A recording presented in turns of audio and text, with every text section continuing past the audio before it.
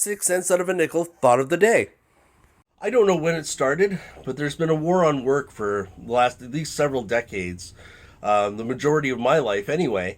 We're having a labor shortage where people don't want to do manual labor anymore.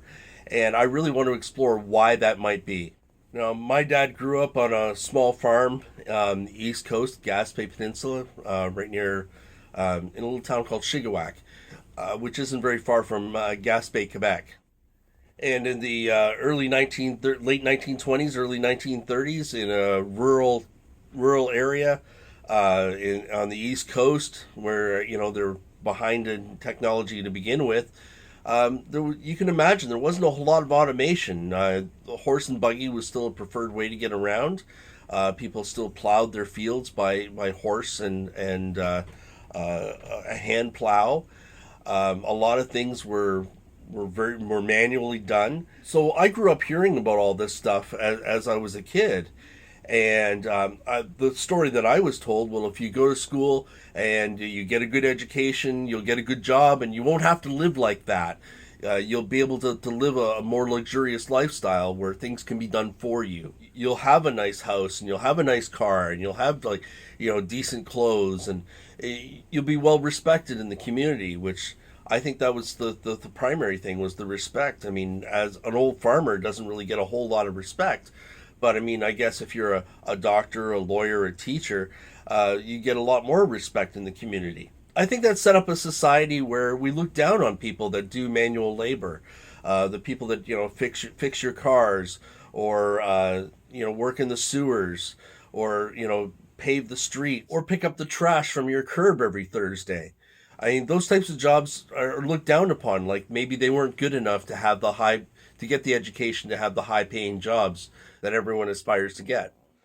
And the truth is, without those jobs, life as we know it would not be possible. Now, I suspect I wasn't the only one fed these lines and this worldview.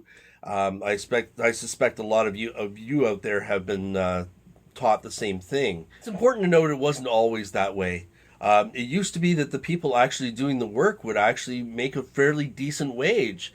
And the people in charge would only make a minimally larger wage, just enough to say they were making a little more.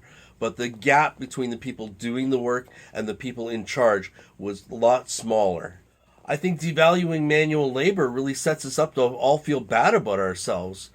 There's a sense of accomplishment that comes from actually doing things that you can't get from just, telling someone else to do it or pushing a button. So people who do manual labor, they're actually happier. You find that they have a sense of accomplishment. They come home at the end of the day feeling like they actually did something. That's one of the reasons I prefer cycling to work as opposed to driving to work. Yeah, I could drive to work. It's easy to do. I've got a car in the driveway. But it's a lot more, it feels better to cycle to work. It feels better to get out in the fresh air. It feels better to be doing something. That's why when you go to your doctor and say, doc, I'm feeling a little depressed, one of the things they'll suggest to you is go for a walk, go for a bike ride, go do something. Get out of the house. Moving your body helps you feel better. I mean, that's why there's a labor shortage. That's why people are wandering around more depressed than they ever have been. Here's something I want you to think about. When's the last time you said thank you to your mechanic? When's the last time you said thank you to the guy that picked up your garbage when you put it out to the curb in the morning? When's the last time you said thank you to your mailman? When's the last time you said thank you to the person who served you your burger or your coffee? I don't mean just a simple, oh, thank you, and walk past. I mean, look them in the eye.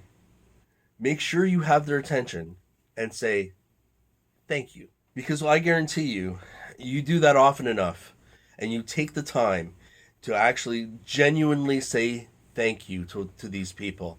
You'll take the time and you'll recognize how many times a day you're actually saying thank you to people who are actually doing things.